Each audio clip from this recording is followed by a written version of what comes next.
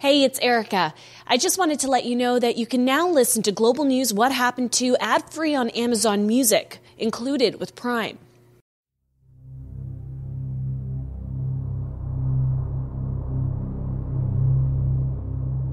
On a Friday night in January 2017, Aymen Derbali hesitated before he left the house.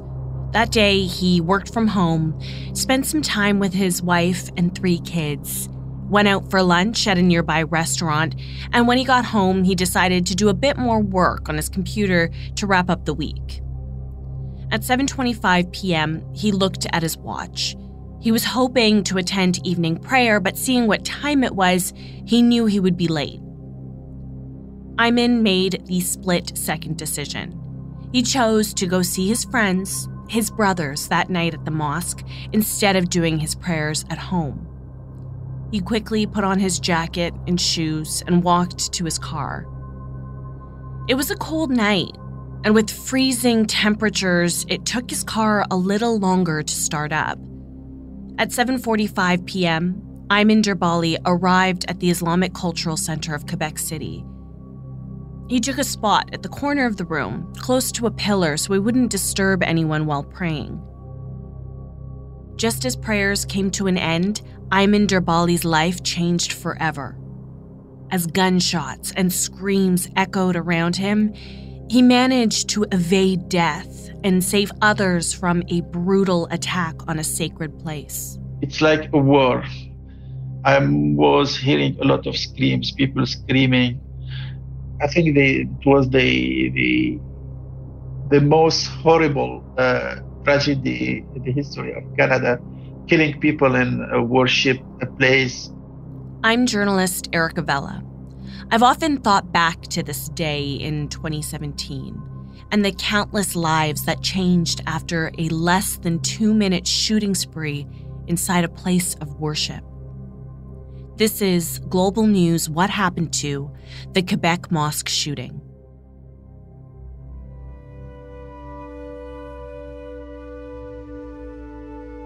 I remember January 29th, 2017 clearly.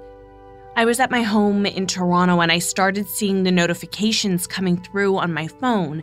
The breaking news alerts read multiple people killed after a shooting at Quebec City Mosque, 5 dead after a shooting at a Quebec City mosque. I read these headlines and I felt my heart sink to the bottom of my stomach. A mosque is a place of worship where people come together for prayers and to find peace and reflection. But this mosque was now the site of a heinous and violent act. Normally, I would have made the drive to Quebec City for this episode, but unfortunately, with COVID-19, it was clear that that wasn't going to be an option. So I turned to Raquel Fletcher, a colleague from Global News, to paint a picture of what Quebec City looks like. I live here. I work here. I cover politics for Global News. And it's if you've ever been here, it's a pretty calm, quiet, but it's a pretty peaceful place. And you wouldn't expect the words terrorist attack were like, what? You wouldn't expect there to be like a targeted killing of a certain group of people. Raquel covered the Quebec Mosque attack from the very beginning.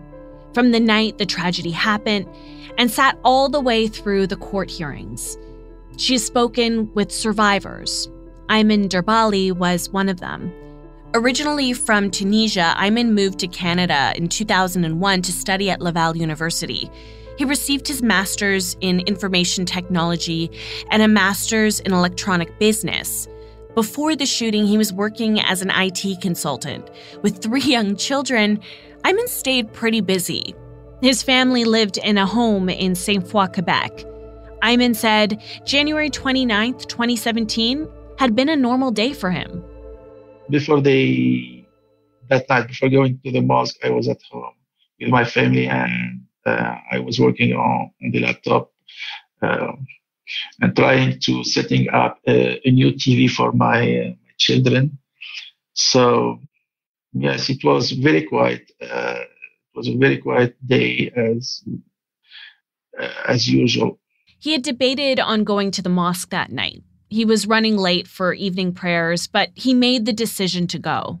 It is very important for me to arrive and to fulfill the prayer with the worshippers, with my friends.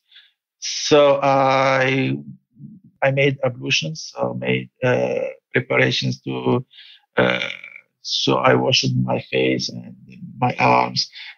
So the ritual, the main ritual before the prayer. So and after that, I put my jacket, my shoes, and yeah, it was very cold. So when I was outside, I remember it was very, very cold night. A drive that would normally take him 5 minutes took much longer that night because his car was frozen from the cold. He was going to be later than he expected, but his determination persevered, and he made it to the Islamic Cultural Center of Quebec. So usually, if I arrive late, I choose the bottom corner, right corner of the room when we pray. And I pray in front of a pillar in order not to be disturbed while praying. So I prayed alone, and just a few whiles after finishing the prayer, I heard the fires outside. Aymen heard what he thought was the sound of a car backfiring outside. And some brothers went to the door to see what happened. At that moment, I was looking at them. I was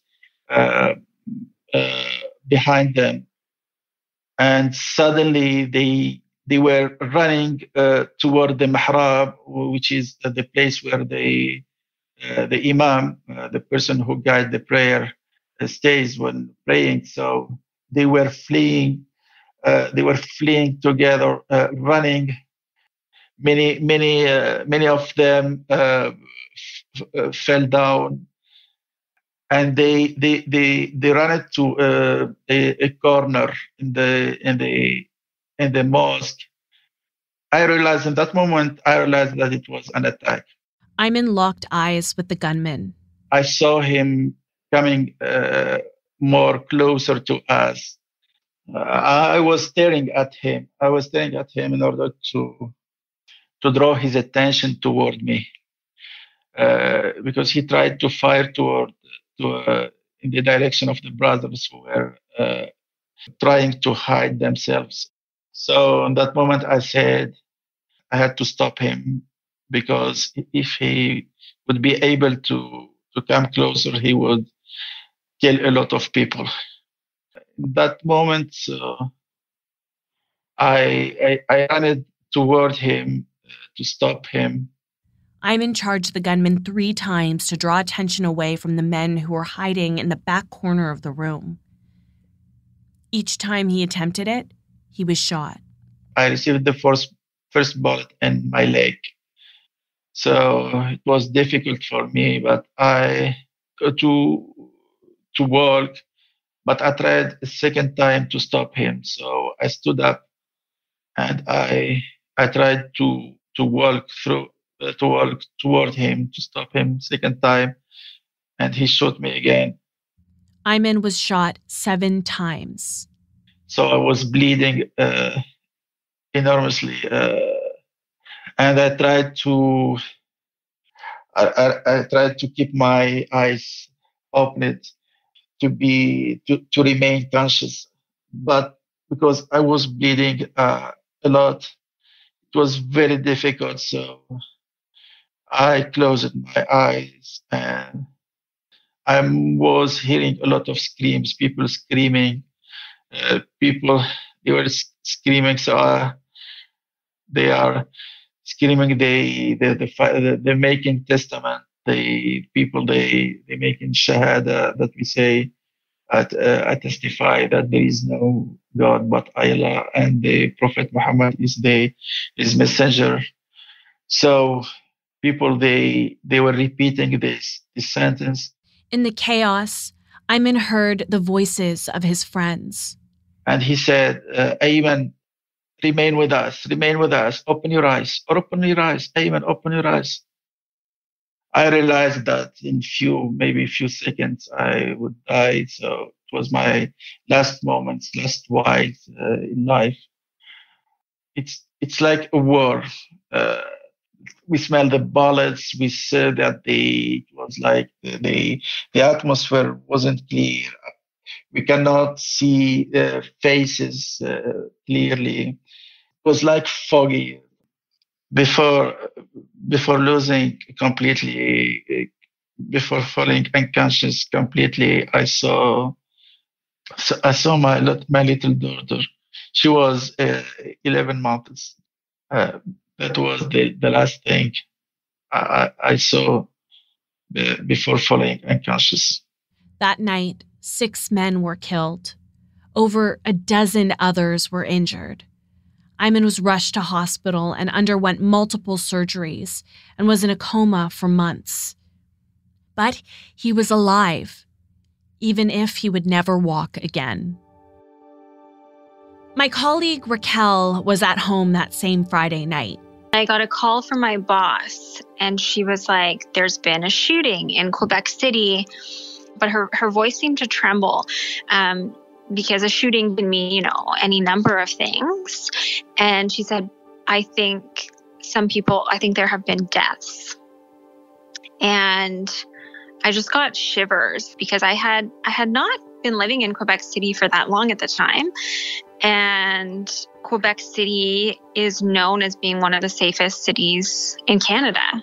So it was like unfathomable that there would be a shooting here.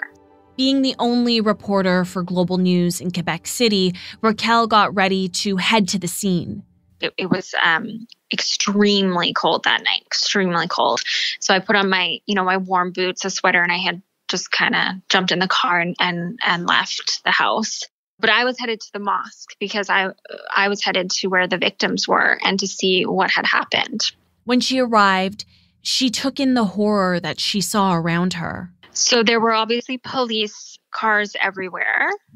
The majority of the shooting took place inside. So we did not go inside. That was all roped off. We just saw ambulances, of course, driving back and forth. We saw police cars. A bunch of media, of course, came and we all set up to report on this and to also engage with the police and to speak with the police. And so we were it was one of the first times where I was reporting in real time. So it was like, okay, there are deaths. How many deaths? At first, we thought that there were 2 shooters. Then they told us, no, there's only 1 shooter. So every time we went live or every time we gave an update back to our stations, there was new information. And we were just, trying to keep up with it, trying to get to the closest version of the truth. She recalls struggling with the reality of one of the first updates that came from police. A police officer had come out to speak to the media who were now gathering. And she said, yeah, there's been a terrorist attack. And at the time, we didn't know how many deaths, but we knew that people had died. It was Friday night, obviously, so it had just happened after prayers. And I remember thinking about my toes because I hadn't been on the scene. When you're kind of shocked by something and your mind wants to take you away from that initial shock, it concentrates, your mind starts to concentrate on something else. And I remember thinking, I can't feel my toes because it's so cold. It's so cold. And that's all I could think about. And I know that my mind was trying to keep me away from feeling shocked so that I could work, so that I could go on air, so that I could do the lives, so that I could tell people what had happened. And I couldn't let my human emotions get in the way of that. As Raquel mentioned, originally it was reported that there were 2 shooters.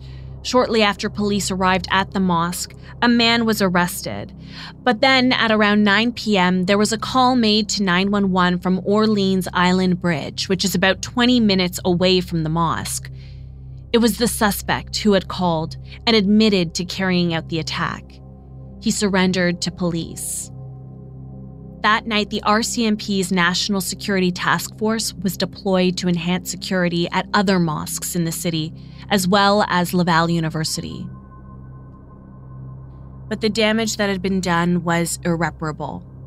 Mamadou Tanu Berry, Ibrahima Berry, Khaled Belkacemi, Abdel Karim Hassan, Azadine Soufiane, and Abubakar Tapti were all killed in a senseless act of violence. These men were fathers, brothers, uncles, and friends. Their families would never get to see their loved ones again. And in a split moment, they were taken away and nothing would ever bring them back.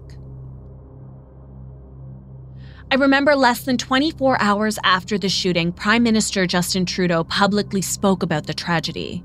36 million hearts are breaking with yours.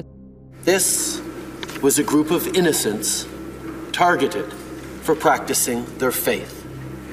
Make no mistake, this was a terrorist attack. He was quick to call the massacre a terror attack, and this is significant for reasons we'll get into a little later on. Meanwhile, Raquel and other reporters learned who the suspect was. His name was Alexandre Bissonnette, and at the time of the shooting, he was 27 years old. There wasn't really anything outstanding about him. He was a student. Some people said he was a little bit weird. There was a teacher who came to court and said a lot of nice things about him as a student. She said that he was bullied really badly in school, but that she had always thought he was a good kid. And it didn't come out until court when, we started hearing testimony from some of his psychiatrists, and he would reveal to them sort of what he was thinking. He had been thinking about committing a mass shooting for some time, and that he had sort of glorified some of these other mass shootings, the one in New Brunswick, other mass shootings in the U.S. He had sort of glorified these things in his mind. He was initially charged with 6 counts of first-degree murder and 5 counts of attempted murder. Then another attempted murder charge was added, making the total 6. Bissonnette did not face any terror-related charges, and there were a lot of questions about the decision at the time. I spoke with Amira El-Gawabi. She's a human rights advocate, and at the time of the shooting, she worked with the National Council of Canadian Muslims. I think it was very frustrating for many people that, the criminal charges that were brought against this individual, the killer, did not include terrorism charges, because clearly, and according to, scholars of the law, lawyers who actually looked at the case, he actually had all the characteristics that would fit, a terrorist charge. He was ideologically motivated. He did commit a violence in the name of, this idea, for instance, of white supremacy, that he was targeting, and seeking to target people and wreak this type of terror. And politicians did actually use the term terrorist fairly quickly, I recall. And I think that was the disconnect, is that everyone actually could recognize that this had all the hallmarks of terrorism. And yet, for some reason, the criminal justice system was not meeting that moment. Hearing Amira speak about this frustration around the justice system, I wanted to dig a little deeper and find out why Bissonnette didn't face these terror-related charges. I spoke with Kent Roach. He's a professor of law at the University of Toronto. He said after 9/11, 14 terrorism offenses were added to the criminal code. They all apply to activities that happened before acts of violence. So as the Minister of Justice at the time said, it's too late when they get on the planes. There are offenses like participating in a terrorist group, concealing a person who has carried out a terrorist activity. There are others as well. I asked Kent Roach about the possibility of Bissonnette facing terror-related charges. The prosecution would have to prove beyond a reasonable doubt that the accused was pursuing a political, religious, or ideological objective or motive. And so I think that there has been, unfortunately, some hesitation to look at far-right, white supremacist, anti-Muslim ideology as an ideology that could establish a terrorist motive. In late March 2018, more than a year after the shooting, Alexandre Bissonnette pleaded guilty to 6 counts of first-degree murder and 6 counts of attempted murder. He had originally pleaded not guilty to all 12 charges, but changed his plea days later. A representative for the families of the victims spoke out after the guilty plea was announced. We accept this positively because it will reduce the pain of the families. I want to jump in here for a moment. Bissonnette had pleaded guilty in all of his charges, so that meant there wasn't going to be a long trial. But there was a sentencing hearing where Raquel would learn more about Bissonnette's motivation and what had happened the night of the shooting. That took place in April 2018. Raquel said testimony revealed that Bissonnette felt connected to mass shooters. In high school, he was bullied and had thoughts of suicide. A psychiatrist testified Bissonnette had developed an obsession around the idea of committing a mass shooting. He grew up in Sainte Foy, in the same neighborhood the mosque was located, and as an adult, he was a student at Laval University. It's important to note the name of the neighborhood because that's where the university is. The Université Laval is in that neighborhood. And it's also a very multicultural neighborhood. Obviously, Quebec City is not as multicultural as Toronto or Montreal. But that particular neighborhood, because of the university, is a particularly multicultural neighborhood. And that is where the mosque is as well. So he actually grew up right there. And one of the victims' daughters was the same age as the shooter. And he told police that he was worried about terrorists immigrating to Quebec. And he was worried about his family, and he felt like he needed to protect his family. And the victim's daughter said, you know, we grew up in the same neighborhood, and he was worried about protecting his family. And what did he do? He took away the life of my father. Bissonnette had noticed the Quebec City Islamic Cultural Center at the end of December 2016. And that's when he started thinking about the mosque as his future target. On January 29, 2017, just before 5:30 p.m., Bissonnette saw a tweet from Prime Minister Justin Trudeau in response to then U.S. President Donald Trump's travel ban. The tweet from Trudeau welcomed refugees and other immigrants to Canada. Bissonnette later told police that tweet made him, quote, lose it. During the sentencing hearing, surveillance video of the shooting was also shown in court. Yeah, I would say the video was definitely very difficult to watch because it's surveillance video, so there were multiple angles. And the prosecutor in the case had a very low voice. And a very tonal voice. And he was very precise in the way that he spoke about things throughout the whole hearing. And so he was the one who took us through the video. And like I said, he was very exact. He was very non-emotional about everything, but would point out each detail in the video. And because there were 6 videos, 5 or 6 videos. We watched it 5 or 6 times. So you can imagine that there were family members who chose to stay and watch what happened. And there were family members who obviously chose to leave the courtroom at that time. And we were not allowed, as journalists, we were not allowed to record it. We were only allowed to take notes and then write our stories based off of our own notes. However, there are scenes from that video that are seared into my mind. Aymen was also in court that day. He watched the tape play out over and over again. It was very difficult because the judge warned us before showing us the security cameras, the films, transcriptions. With the prosecutor was commenting the videos.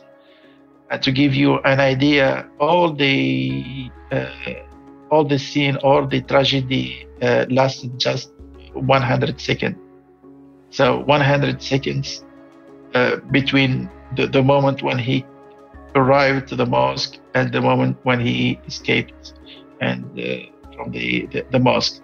It was just 1 minute and 40 seconds. It was very difficult, very breaking heart to see the brothers, how the brothers felt that night. He shot every person. So it was very, very hard to see that images.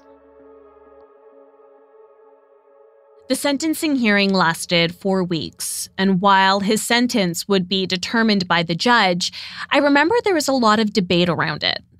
In Canada, a first-degree murder charge carries an automatic life sentence with no possibility for parole for 25 years. But under a new provision of the Criminal Code adopted in 2011, a judge could technically order consecutive sentences.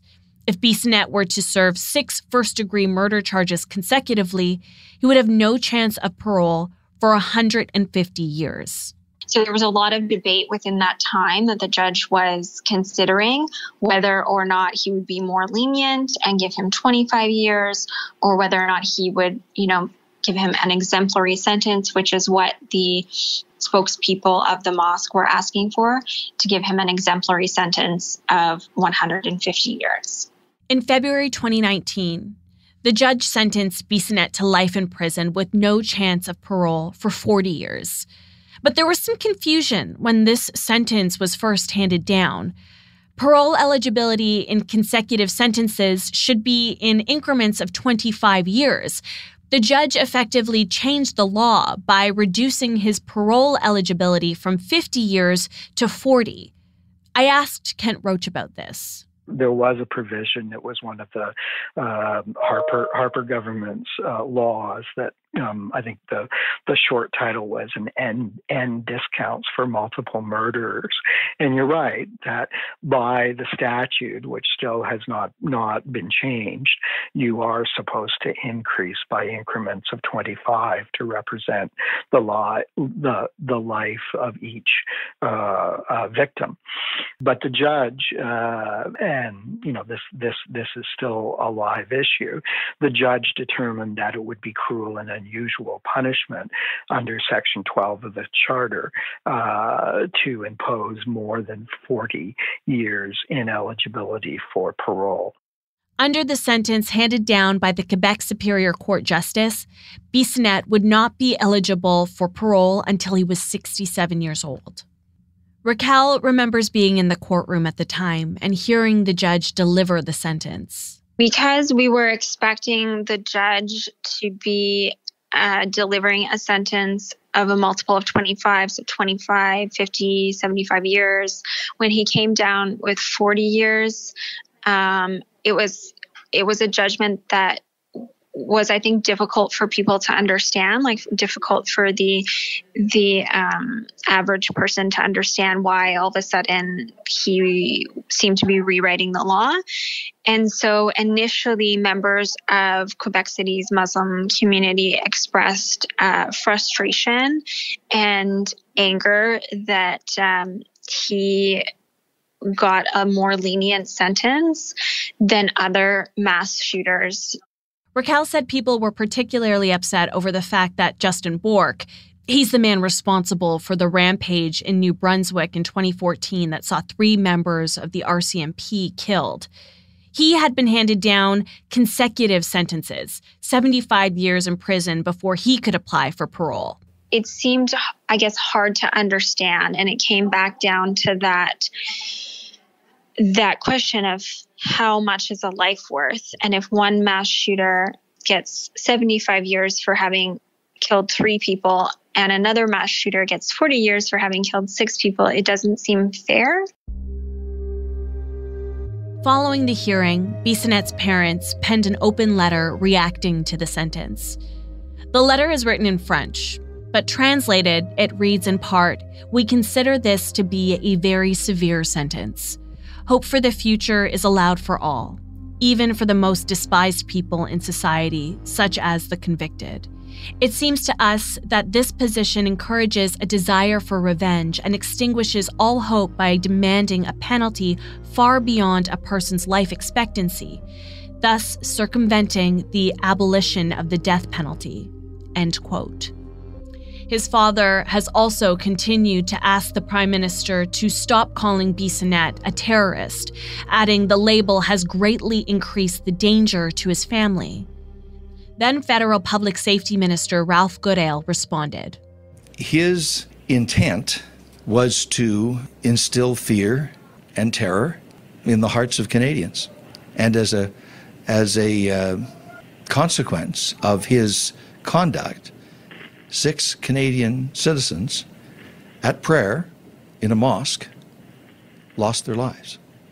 And many, many others were very, very seriously injured.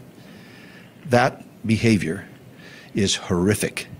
And I don't think a semantic argument will satisfy Canadians in terms of that behavior. It was appalling, and he must bear the consequences of his conduct.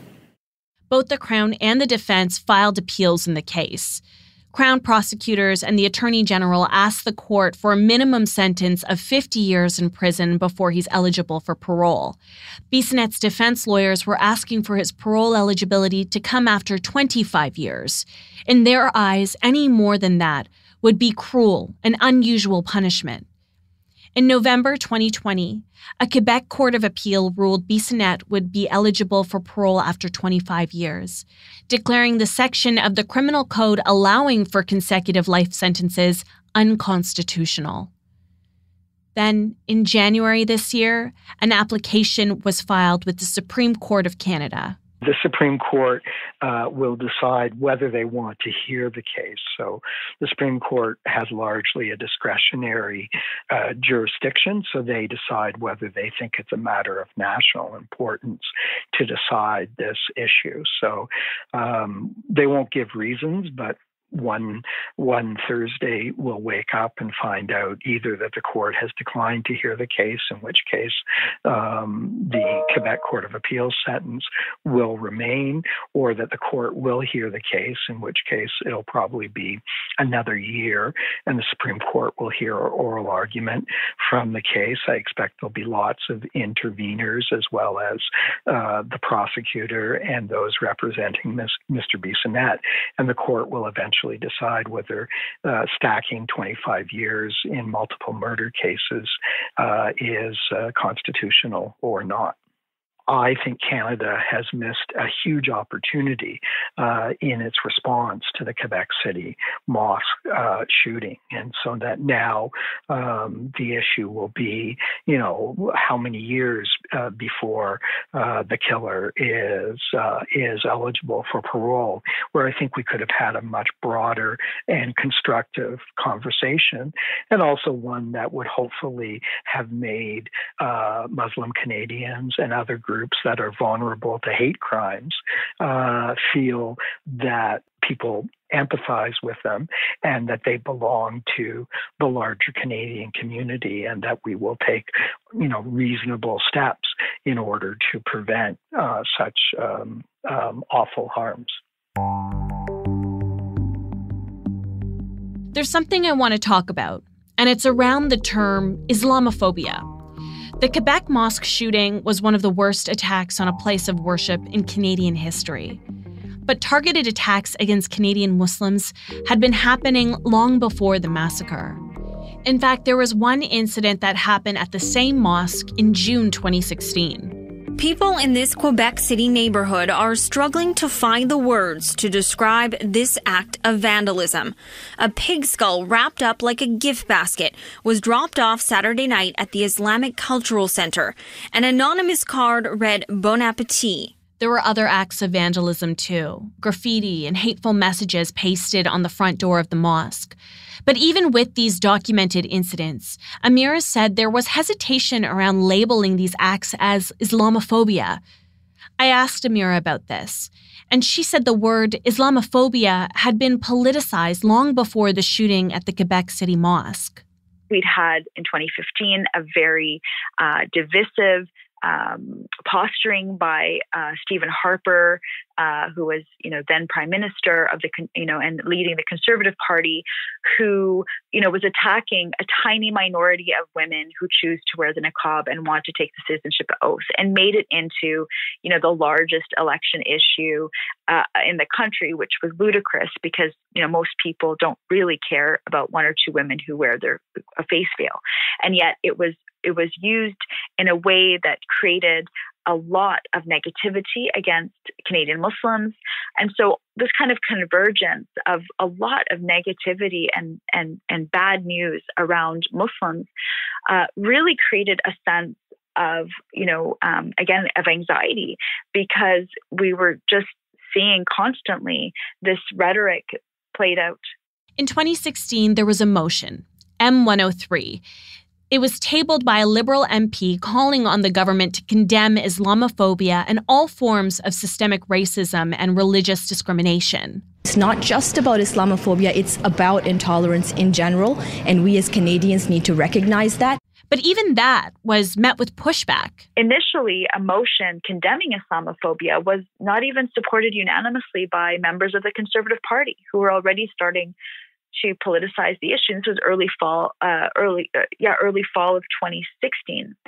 And then by the time 2017 rolled around and we finally had Motion 103 to condemn and understand Islamophobia and other forms of religious and other forms of discrimination, what we saw was a Conservative Party that was having a leadership race in which some of the leaders were using M103 to further stereotype our communities and to suggest that M103 opened the door for Sharia, which is a loaded term that has been used against our communities and politicized and weaponized, and saying that it would be the end of free speech, that people could not criticize Islam, which of course was the furthest thing away from the truth.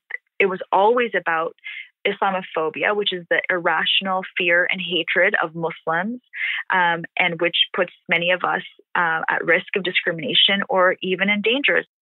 M103 would eventually be passed in March 2017. But Amira says the pushback from political party leaders would only fan the flames of division. The reality is that word Islamophobia was being weaponized against us, used as a lightning rod, and until now we continue to feel the ramifications of that, because white supremacist groups that are operating in this country, far right groups, what have you, they continue to use many of these same talking points that were normalized by some of the politicians that were running for office in this country. And the acknowledgement of Islamophobia is a battle that continues to be fought. It's something that I spoke to Yusuf Fakiri about. He's the director of Quebec Affairs at the National Council of Canadian Muslims. It's really hard not to live in that fear, Erica, when these attacks still happen. We don't need more murderous attacks by individuals like Alexandre Bissonnette to tell our leaders that they need to do real policy change. But it seems like in the very province where this tragedy took place, you have a leader, you have a premier that continues to deny systemic racism.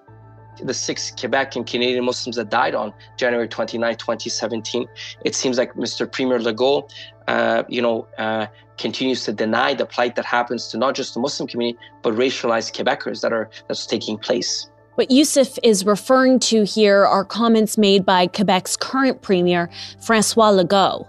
On January 31st, 2019, just days after the 2-year anniversary of the Mosque shooting, Legault shut down the suggestion to designate a national day to combat Islamophobia, saying there was no Islamophobia in Quebec. Écoutez, je pense pas qu'il y ait de l'islamophobie au Québec. There was outrage from the Muslim community. This is just a deeply offensive and quite insulting comment. He attempted to clarify what he meant.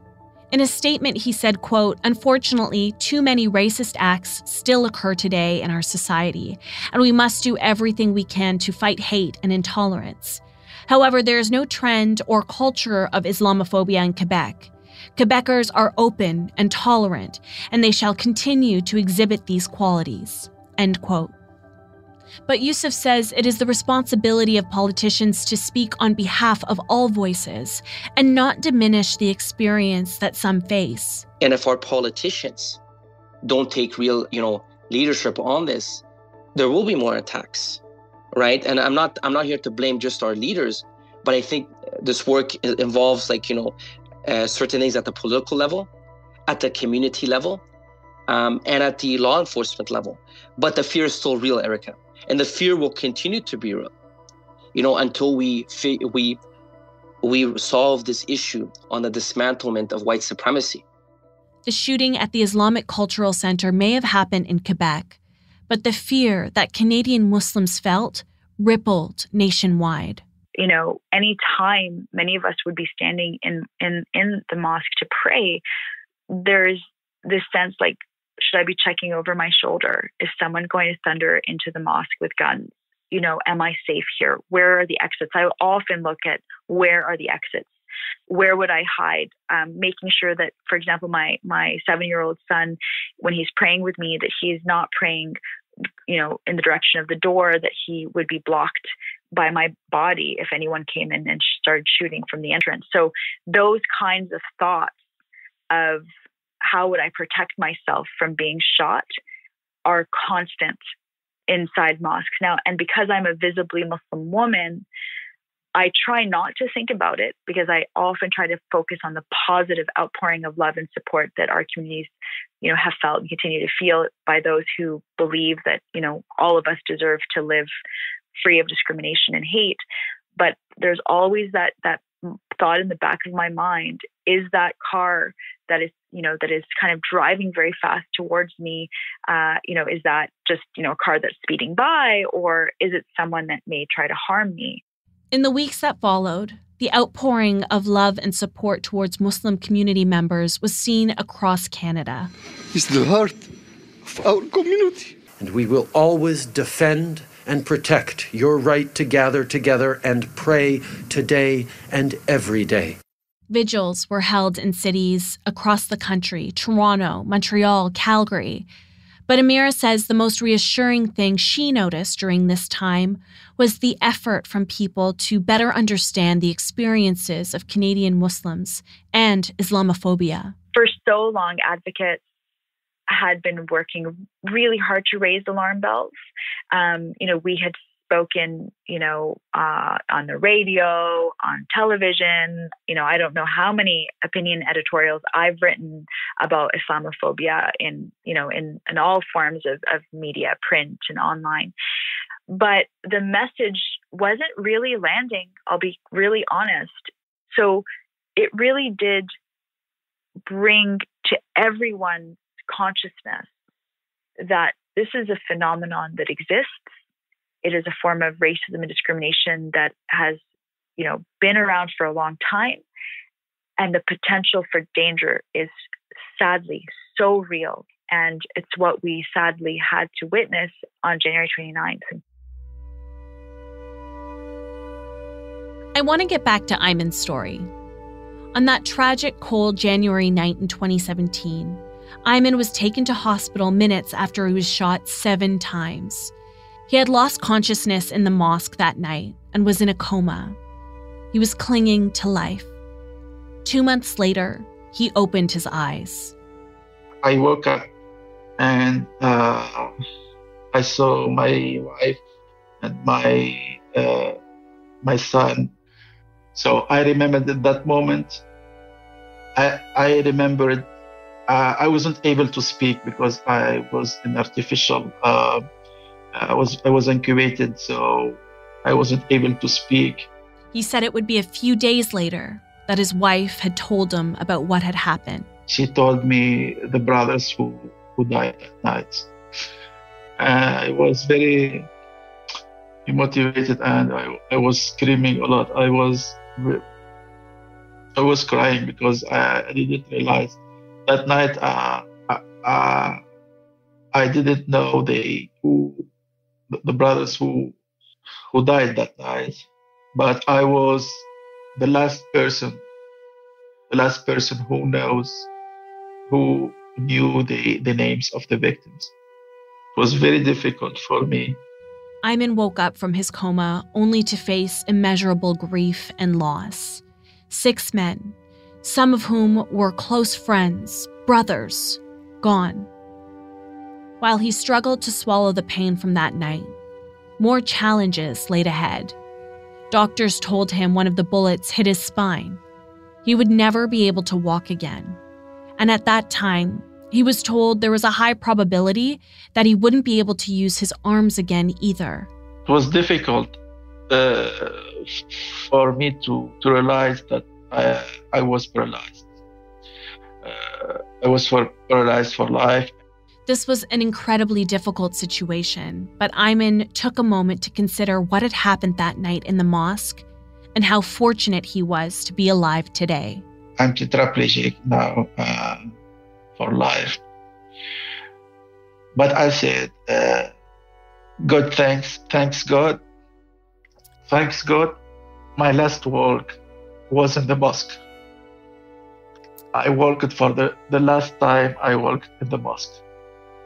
The last sacrifice that I made was in the mosque, to help people.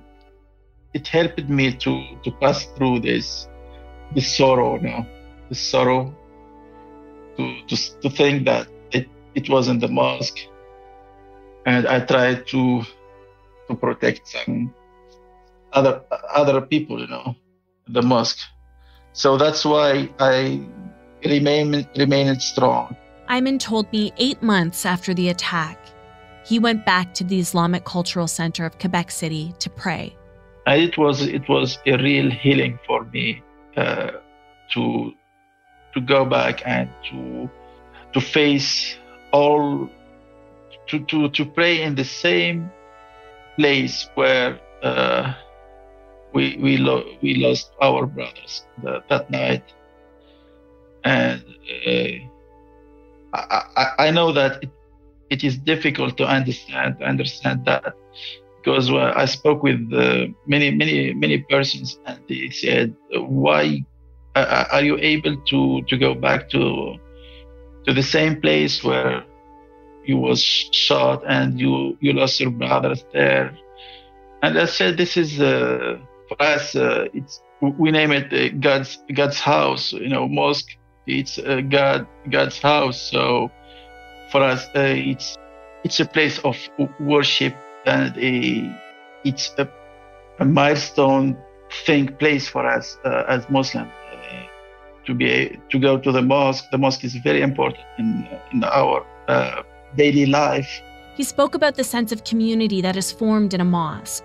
Aymen said he had a connection with many of the men who were killed in the shooting. So we were, the brotherhood is very strong between us. So we speak, beside praying, the mosque is the social place where we debate, where we try to solve some problems, where we want to organize some humanitarian activities. This is a very important place for us. So I decided to to go as soon as possible to go back to the mosque, to pray the mosque. The other thing that helped me to pass through this tragedy is to think that I have tried to stop him. So even I received 7 bullets and I'm paralysis for life. I'm tetraplegic for life.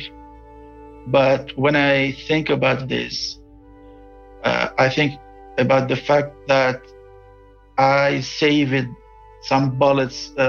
I prevented some other brothers from being shooted because I received 7 bullets and he lost some others when trying to shoot me. In July, Aymen received a Medal of Bravery from the Governor General for his act of heroism that night. Through rehab, he has gained some movement back in his hands and arms, but he uses an electric wheelchair to get around. Well, physically, as you know, I'm tetraplegic, so I need help all the time. So I need help to wake up in the morning. I need help in the evening to go to the bed. I need help all the stuff in my house. So I'm not able to move properly my fingers. So I'm not able to close my hands. So it's very difficult physically to live with this disability. Aymen says living through this tragedy has focused his efforts towards raising public awareness on education. Before COVID-19, he visited schools and spoke about Islamophobia. He hopes that by educating young people about Islamophobia, it could prevent tragedies like this from happening in the future. After this tragedy, I was very eager to work with the teenagers in the colleges and in the school, secondary schools, to prevent Islamophobia and to fight against Islamophobia. I was invited to some events, especially I remember I was invited in a college to speak about hate crimes and the social media, especially, and how Islamophobia is very dangerous and what are the symptoms of Islamophobia, of racism, discrimination. It's something the federal government has spoke out against too. January 29th, 2021 was officially declared a National Day of Remembrance of the Quebec City mosque attack and action against Islamophobia. What happened 4 years ago tonight in Quebec City was an unthinkable tragedy. We cannot and we will not ever forget. That's why January 29th will officially become the National Day of Remembrance of the Quebec City mosque attack and of action against Islamophobia. Every year on this day, we will honor the victims and we will recommit ourselves to fighting the discrimination and hate that took them from us. Amira says it's a positive step in recognizing the issues Canadian Muslims face. It took a lot of effort, I can tell you firsthand, from grassroots organizers, from labor unions, from community organizations, to continuously every year make the argument to the federal government that this was important to commemorate. Why? For number one, to remember those that were killed senselessly in this manner. It was the worst attack on a place of worship ever on Canadian soil. Sadly, I hope that would be the last one. And then furthermore, to ensure that we do not forget. It is absolutely documented that those who forget history are bound to repeat it. If we don't take these horrible tragedies as learning opportunities to teach people what hatred can do ultimately in destroying people's lives. She said these are opportunities for people to learn from our history to make a positive impact on the future. Whether it's the incel movement, whether it's white supremacist groups, the exposure to these ideas has grown exponentially. And so if we aren't committed even to one time in the year to say, everybody, let's talk about what happened. And that might be an opportunity to even turn one person away from a radical path, then it is worth it. And so I think the federal government finally got it this year, and through a lot of work behind the scenes to demonstrate that support for designating the day, it was such an important victory for those of us fighting hate to see that happen. I took a moment to think about what Aymen and Amira said. They're fighting for a world where Canadian Muslims can be safe. It's a simple ask, but the reality is that we continue to see hate crimes committed against Muslim people in Canada. The most recent data from Statistics Canada says police-reported hate crimes against Muslim communities increased by 9%. Almost all provinces and territories in Canada reported a year-to-year increase in hate crimes. Remember that behind these numbers are people who have been harmed. And Islamophobia isn't something that will go away overnight. It'll take time, education, and reflection to make real change and make all our communities feel safe.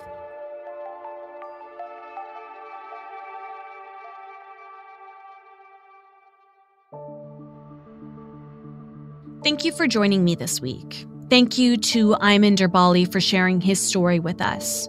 Global News What Happened To is written and produced by me, Erica Vella, with producer Dila Velazquez. Our audio producer is Rob Johnson.